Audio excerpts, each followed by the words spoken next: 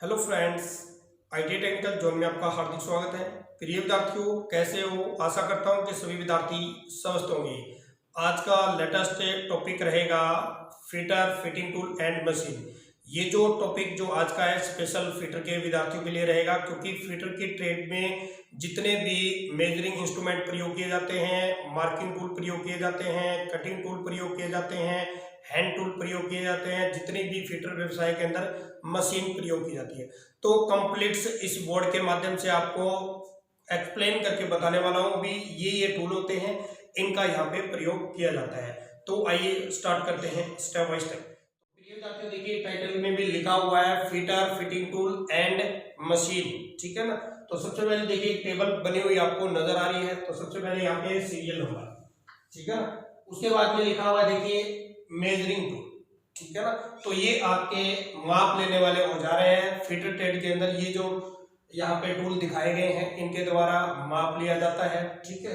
उसके बाद नंबर 2 पे है आपका मार्किंग टूल, ठीक है ना। फिटर व्यवसाय के अंदर इन टूल के द्वारा आपको मार्किंग करना सिखाया जाता है, भी जॉब कैसे बनाए जाते हैं, कैसे इनका साइज लिया जाता है। उसके बाद नंबर 3 पे है कटिंग टूल, ठीक है ना। तो फिटर व्यवसाय के अंदर ये कटिंग टूल है और इनके द्वारा ही आपको जॉब बनानी होती है। इनका आपको बताएंगे भी ये नाम है और इसका ये प्रयोग किया जाता है। उसके बाद में हैंड टूल, ठीक है ना। तो ये कंप्लीट से हैंड टूल है यहाँ पे। उसके बाद में है मशीन। फिटर व्यवसाय के अंदर कौन कौन सी मशीन प्रयोग की जाती है, तो वो सारी मशीनें यहाँ पे लिखी हुई है। तो आइए चलते हैं अब फर्स्ट नंबर पे, यानी मेजरिंग टूल। तो सबसे पहले बीए साथियों 1 नंबर पे जानेंगे, ठीक है ना, सटील रूल, ठीक है ना। सटील जो रूल होता है यह किसी भी जॉब का माप लेने के लिए स्टील रूल का प्रयोग किया जाता है।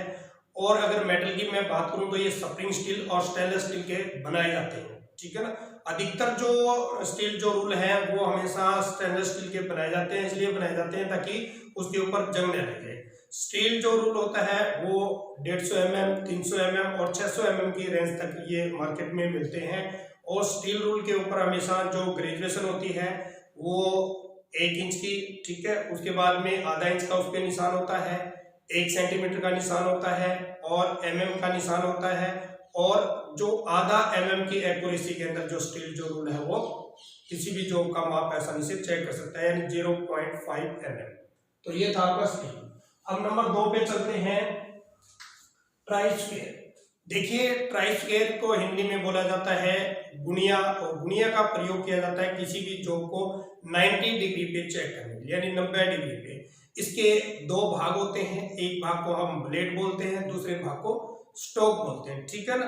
एक तो 90 डिग्री पे मार्किंग कर सकते हैं और दूसरा जो है किसी भी जॉब का हम एंगल है वो चेक कर सकते हैं। तो ये आपका है ट्राई स्क्वायर। नंबर 3 पे है आपका कैलिपर। तो प्रिय विद्यार्थियों, जो कैलिपर जो है ये मुख्य 3 प्रकार के होते हैं। इनका जो प्रयोग है वो अलग अलग किया जाता है। तो नंबर 1 पे रहेगा आपका आउटसाइड कैलिपर, ठीक है ना। ये जो कैलिपर है, आउट का मतलब है किसी जॉब का बाहरी माप लेने के लिए आउटसाइड कैलिपर का प्रयोग किया जाता है। उसके बाद में है इनसाइड कैलिपर। देखिए इनसाइड यानी किसी भी जॉब के अंदर का जो माप लेने के लिए इनसाइड कैलिपर का प्रयोग किया जाता है। उसके बाद में है नंबर 3 पे ओल्ड लैग कैलिपर, ठीक है ना।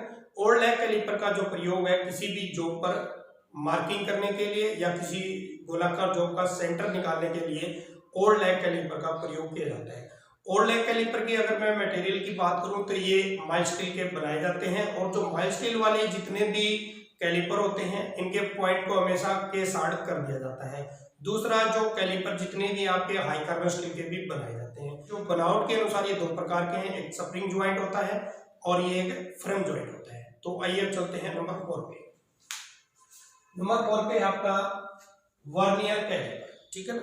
वर्नियर कैलिपर के द्वारा भी किसी जॉब का हम माप ले सकते हैं, ठीक है ना, मेजर कर सकते हैं, किसी जॉब की गहराई चेक कर सकते हैं, किसी जॉब के अंदर के भाग को चेक कर सकते हैं, किसी जॉब के बाहरी भाग को भी हम चेक कर सकते हैं। यानी एक वर्नियर कैलिपर से हम 3 तरह के जो माप है आसानी से ले सकते हैं। और अगर इसके लिस्ट काउंट की मैं बात करूं तो 0.02 mm की एक्यूरेसी में मिलीमीटर में चेक करता है। इंच की अगर हम बात करें तो 0.001 इंच की एक्यूरेसी में वर्नियर कैलिपर से चेक किया जा सकता है। और ये हमेशा निकल क्रोमियम स्टील के बनाए जाते हैं। उसके बाद में चलते हैं नंबर 5 पे, साइन बार। तो प्रिय विद्यार्थियों, ये जो साइन जो बार होता है, इसका जो प्रयोग किया जाता है किसी भी जॉब का एंगल को चेक करने के लिए साइन बार का प्रयोग किया जाता है, और ये हमेशा क्रोमियम स्टील के बनाए जाते हैं। एक लंबी सी बार होती है, ठीक है ना, तो उसके ऊपर किसी भी जॉब को रखकर या फिर DTI का प्रयोग करके किसी भी जॉब का हम एंगल आसानी से निकाल सकते हैं। उसके बाद में है नंबर 6 पे, वर्नियर बेवल प्रोटेक्टर, ठीक है ना। तो प्रिय विद्यार्थियों, वर्नियर बेवल जो प्रोटेक्टर है, इसका जो प्रयोग है किसी भी जॉब का 360 डिग्री के एंगल तक कोण को चेक करने के लिए, एंगल चेक करने के लिए वर्नियर बेवल प्रोटेक्टर का प्रयोग किया जाता है। वर्नियर आगे लगने की वजह से, ठीक है ना, इसका जो लिस्ट काउंट है वो 1 डिग्री के बाद में भाग, अर्थात 5 मिनट की एक्यूरेसी में वर्नियर बेवल प्रोटेक्टर का हम जो है एंगल चेक कर सकते हैं। नंबर 7 पे है प्रोटेक्टर हेड, ठीक है ना। तो प्रिय विद्यार्थियों, प्रोटेक्टर हेड के द्वारा हम 1 डिग्री का जो एंगल है वो आसानी से चेक कर सकते हैं। 360 डिग्री से, जितने भी 360 डिग्री के एंगल होते हैं वो प्रोटेक्टर हेड से चेक कर सकते हैं, और उससे और अधिक 1 डिग्री यानी बाद में भाग की एक्यूरेसी को चेक करने के लिए हमेशा वर्नियर बेवल प्रोटेक्टर का प्रयोग किया जाता है। अब चलते हैं नंबर 8 पे, ये है आपका माइक्रोमीटर। माइक्रोमीटर यानी माइक्रो मीन्स क्या होता है, सूक्ष्म, मीटर माने क्या होता है, मापना, यानी किसी भी जॉब को अति मतलब सूक्ष्म तरीके से उसको मापना, ठीक है ना। तो माइक्रोमीटर क्या है, एक सूक्ष्म मापी यंत्र है। इसके द्वारा मिलीमीटर की अगर हम बात करें तो लिस्ट काउंट होता है 0.01 mm की एक्यूरेसी में मापता है। जिसमें माइक्रोमीटर कई प्रकार के होते हैं, आउटसाइड माइक्रोमीटर होते हैं, इनसाइड माइक्रोमीटर होते हैं, ठीक है ना। तो अलग अलग प्रकार के डेप्थ माइक्रोमीटर है, तो कई प्रकार के माइक्रोमीटर प्रयोग किए जाते हैं, तो इनके द्वारा भी हमेशा माप लिया जाता है।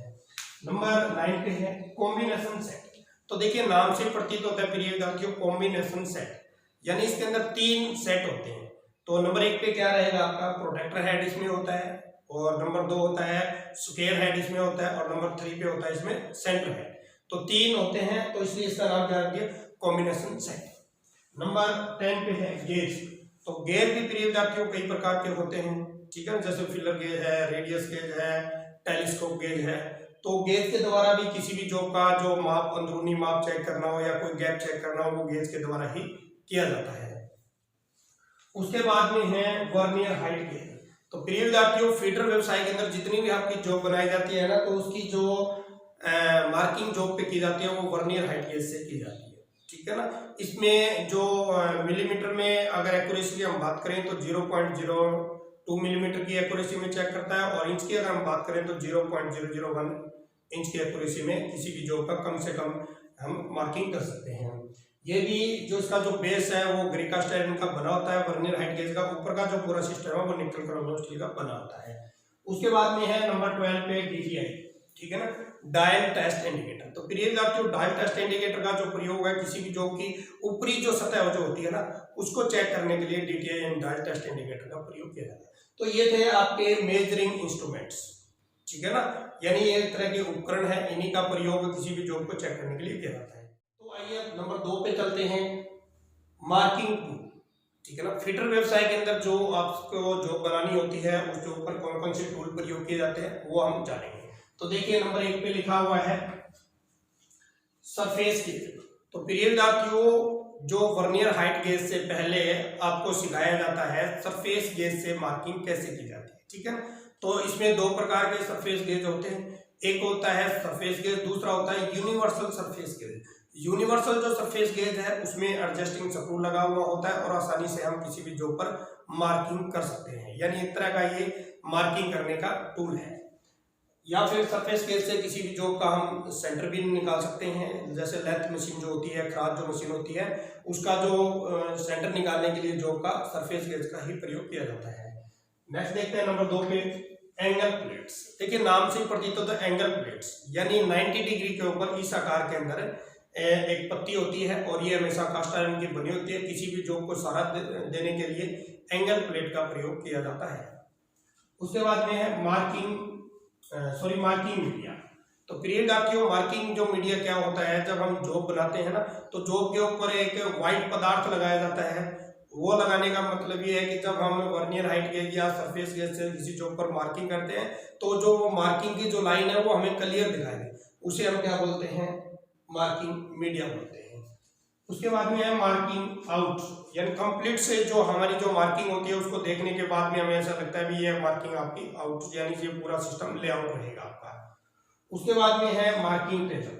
किसी भी जॉब की अगर हम मार्किंग करते हैं, ठीक है ना, तो वो किस पे रख के करते हैं, मार्किंग टेबल पे करते हैं। तो ये आपकी क्या रहेगी, मार्किंग टेबल। तो मार्किंग जो टेबल है प्रिय विद्यार्थियों, ये आपकी जो या तो फिर ग्रे कास्ट आयरन की होती है, ठीक है, या फिर आजकल ये जो क्या बोलते हैं इसको, ग्रेनाइट्स, ठीक है, या फिर ग्रेनाइट की बनी होती है। उसके बाद में सरफेस प्लेट्स। जो सरफेस जो प्लेट जो है आपकी, ये हमेशा कास्ट आयरन की बनी हुई होती है। इसके ऊपर भी किसी जॉब पे हम रखकर एक्यूरेसी में अगर हम मार्किंग करनी होती है तो वो हम सरफेस प्लेट पे रख के ही हम उस पर किसी जॉब की मार्किंग करते हैं। उसके बाद में है पंच है। मार्किंग करने के बाद में, ठीक है ना, मार्किंग यानी लाइनें हमने लगा ली है, उस लाइनों को पक्का करने के लिए उसके ऊपर निशान लगाने के लिए पंच का प्रयोग किया जाता है। पंच हमेशा हाई कार्बन स्टील के बनाए जाते हैं। मुख्य जो पंच है वो 3 प्रकार के होते हैं, जिसमें सेंटर पंच 90 डिग्री का एंगल होता है। उसके बाद है डॉट पंच है, जिसका एंगल 60 डिग्री का होता है। और नंबर 3 पे प्रिक पंच है, जिसका एंगल होता है 30 डिग्री। और भी होलो पंच है, काफी प्रकार के, जो ऑटोमेटिक पंच है, वेल पंच है, काफी प्रकार के पंच होते हैं। मोस्टली एग्जाम में ये 3 ही पंच पूछे जाते हैं। उसके बाद में वी ब्लॉक है। तो प्रिय विद्यार्थियों, वी ब्लॉक का जो प्रयोग जो किया जाता है, किसी भी राउंड जो गोल जो जॉब होती है ना, उसको सहारा देने के लिए वी ब्लॉक का प्रयोग किया जाता है। क्योंकि आपको पता है गोल चीज अगर पेन भी अगर हम टेबल पे रख देते हैं, ठीक है ना, बगैर कैप के, तो वो ऐसे चल पड़ता है। तो इसीलिए जो गोल जो जॉब होती है उसकी मार्किंग करने के लिए वी ब्लॉक के ऊपर इसको आसानी से रख दिया जाता है। उसके बाद उस पर मार्किंग की जाती है। वी जो ब्लॉक होते हैं ये हमेशा कास्ट आयरन के बनाए जाते हैं। उसके बाद में है कॉम्बिनेशन सेट। उसमें भी प्रिय विद्यार्थियों कॉम्बिनेशन सेट आया था, क्योंकि ये भी एक मार्किंग टूल है, क्योंकि कॉम्बिनेशन सेट से भी हम मार्किंग कर सकते हैं। मेजरिंग में इसलिए लिया था क्योंकि हम इसके द्वारा हम माप भी ले सकते हैं। उसके बाद में है आपका स्क्राइबर, ठीक है ना। स्क्राइबर का प्रयोग क्या होता है प्रिय विद्यार्थियों, एक लंबा सा पतला सा तार होता है, एक तरफ से मुड़ा हुआ होता है या फिर सीधा होता है। कागज पे या फिर हम कोई भी ड्राइंग फाइल पे कार्य करते हैं तो पेंसिल से करते हैं या फिर पेन से करते हैं। इसी तरह इंजीनियरिंग लाइन में लाइन लगाने के लिए, ठीक है ना, मार्किंग मीडिया लगाने के बाद में जब हम लाइन लगाते हैं वो किससे लगाते हैं, स्क्राइबर से लगाते हैं। किस चीज का बना होता है, ये हाई कार्बन स्टील का बना होता है या फिर माइल्ड स्टील का भी बना दिया जाता है। अगर माइल्ड स्टील का अगर हम बनाते हैं तो इसके जो पॉइंट जो है वो हमेशा के साइड कर दिए जाते हैं, ताकि वो हम बार बार प्रयोग करते समय वो घिसे रहे। उसके बाद में है आपका डिवाइडर और ऑर्डलाइक कैलिपर, ठीक है ना। ऑर्डलाइक कैलिपर का मैंने आपको बता दिया है, लेकिन डिवाइडर का मतलब क्या होता है प्रिय विद्यार्थियों, किसी भी गोलाकार एक तो सर्कल लगाने के लिए या फिर एक लंबाई में कोई रेखा है उसको बराबर भागों में काटने के लिए या बांटने के लिए डिवाइडर का प्रयोग किया जाता है। डिवाइडर भी हमेशा माइल्ड स्टील के भी बनाए जाते हैं और हाई कार्बन स्टील के भी बनाए जाते हैं। माइल्ड स्टील के जो होते हैं उनके जो पॉइंट जो होते हैं आगे के, उनको हमेशा के साइड कर दिया जाता है ताकि बार बार प्रयोग करते समय वो घिसे जाए। उसके बाद में है वर्नियर हाइट गेज, ठीक है ना। तो वर्नियर हाइट गेज के द्वारा हम मार्किंग भी करते हैं और किसी जॉब का हम साइज भी चेक कर सकते हैं उससे, इसलिए दोनों में भी है। उसके बाद में है ट्रेमल है। तो प्रिय विद्यार्थियों, ट्रेमल क्या होता है, एक लंबी वार होती है और दोनों साइडों में पॉइंट होते हैं। बड़े सर्कल आकार के लगाने के लिए ट्रेमल का प्रयोग किया जाता है। डिवाइडर से कितना लगा सकते हैं, 150 mm, 200 mm। ट्रेमल से कम 500 mm का अधिक से अधिक सर्कल हम लगा सकते हैं।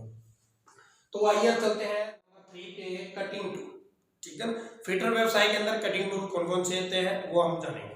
तो देखिए नंबर 1 पे आपका हेक्सा, ठीक है ना, विद ब्लेड, यानी किसी भी जॉब को काटने के लिए हेक्सा का प्रयोग किया जाता है। ब्लेड जो होते हैं ये हमेशा हाई कार्बन स्टील के बनाए जाते हैं। दूसरा प्रिय विद्यार्थियों, एक आपको फार्मूला एक ट्रिक दे देता हूं। जितने भी कटिंग टूल होते हैं, देखिए कितने कटिंग टूल हैं, आपको याद रखना है ये हमेशा हाई कार्बन स्टील के बने होते हैं। हाई कार्बन स्टील के काफी इंपॉर्टेंट क्वेश्चन है ये, क्योंकि जितने देखिए कितने दिए हुए हैं, लगभग 12 है। 12 में से आपके एग्जाम में 2 या 3 क्वेश्चन जरूर पूछे जाते हैं। टूल से हमें भी कौन सी धातु का बना हुआ, आपको एक याद रखना, हाई कार्बन स्टील का।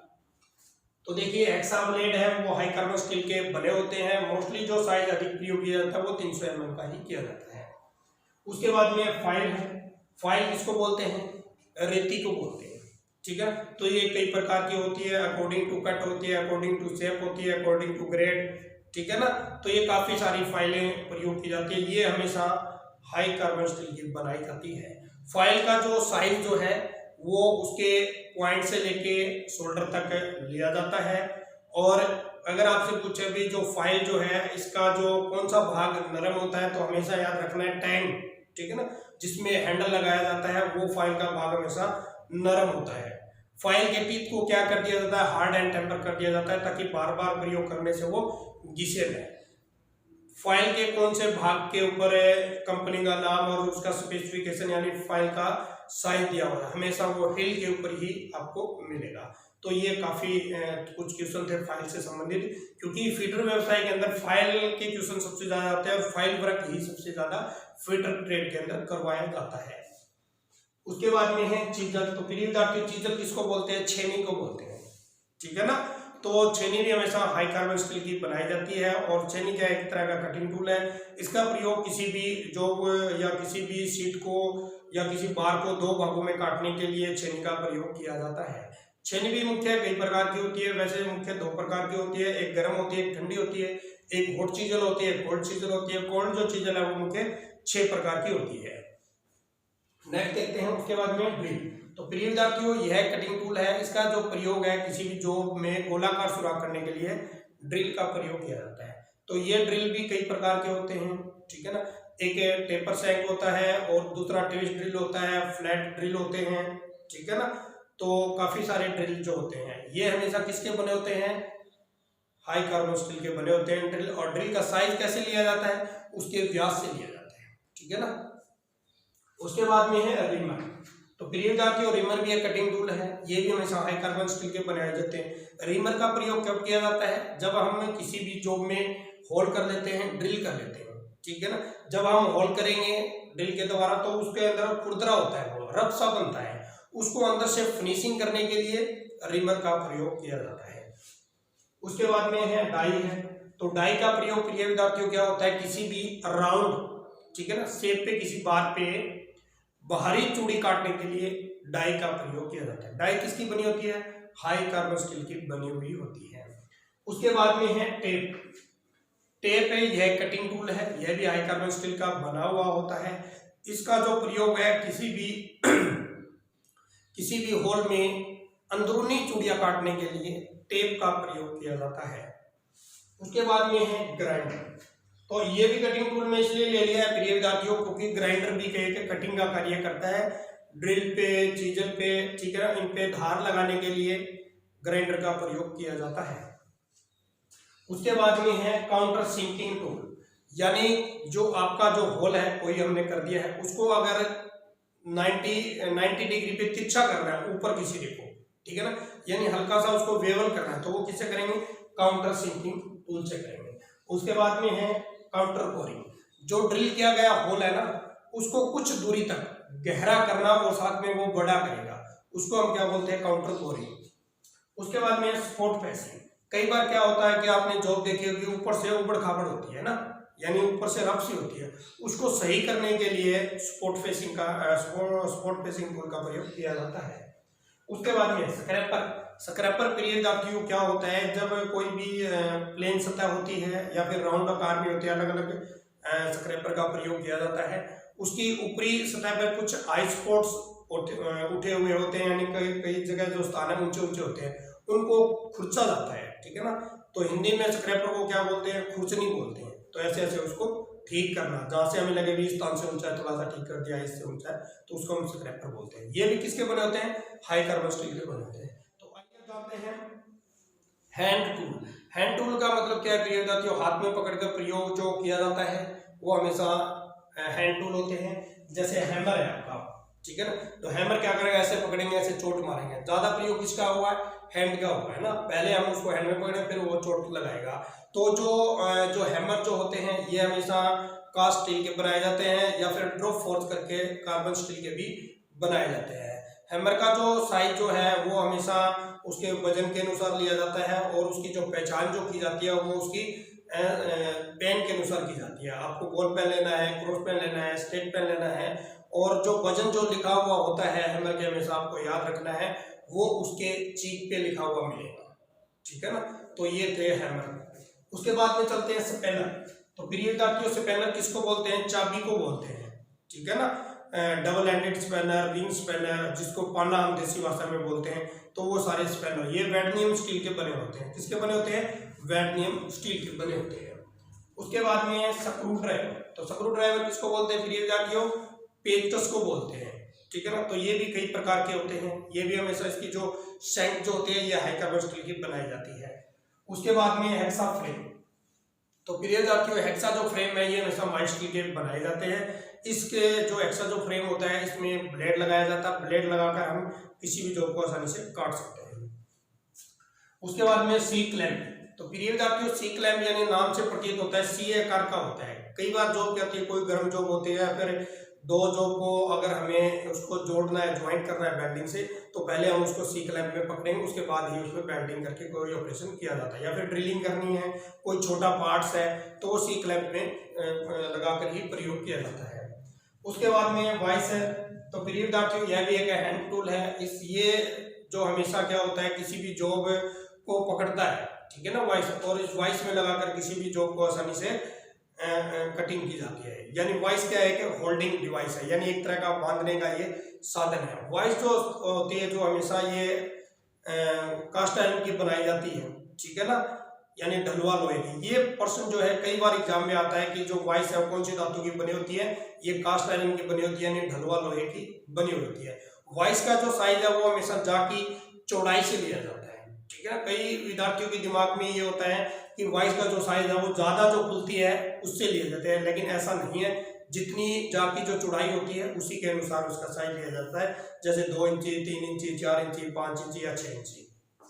तो ये थी आपकी वाइस। उसके बाद में डाई स्टॉक। तो डाई कहाँ थी? डाई यहाँ पे थी, ठीक है ना। तो अकेली जो डाई है वो थ्रेडिंग नहीं बना सकती।